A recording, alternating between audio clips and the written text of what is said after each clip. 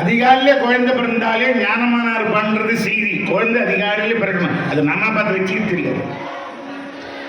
ஆனால் அக்னியம் பிறந்தது பங்குனி மாசம் உத்திரத்தில் பிறந்ததுனால அந்த உத்திரம் என்பது பார்வதி பரமசிவன் திருமணம் எந்த தேதி நடந்ததுன்னா பங்குனி உத்திரத்தில் நடந்தது.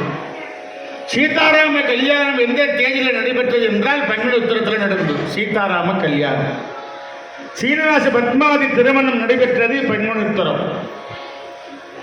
தெய்வ திருமணங்கள் எல்லாமே நீங்க தெய்வ திருமணங்கள் அந்த வரலாறுகளை எடுத்து படிச்சீங்கன்னா தெய்வ திருமணங்கள் எல்லாமே பங்குனி உத்திரத்தில் தான் சாமியெல்லாம் கல்யாணம் பண்ணிக்கிறாங்க. அப்படிப்பட்ட ஒரு புண்ணியமான காலத்துல தான் அக்னி பெருமாளே அவதாரம் பண்றார். வருஷத்துல ஒரு 4 நாள் 5 நாள் சிறப்பு நாளா சொல்லிவிடலாம். சித்திரா பௌர்ணமி, வைகாசி அஷ்டமி, பங்குனி உத்திரம், தைப்பூசம், அந்த விஜயதசமி வருது பாருங்க, அது இந்த மொத்தமே 4-5 நாள் தான். 365 நாள்ல ரொம்ப ரொம்ப விசேஷமான நாள். அதில் ஒரு நாள் பங்குனி உத்திரம். பங்குனி உத்திரத்தில் எதை செய்தாலும் வெற்றியாகும். பொதுவாகவே நம்ம பௌர்ணமி நாள வீணாகக்கூடாது.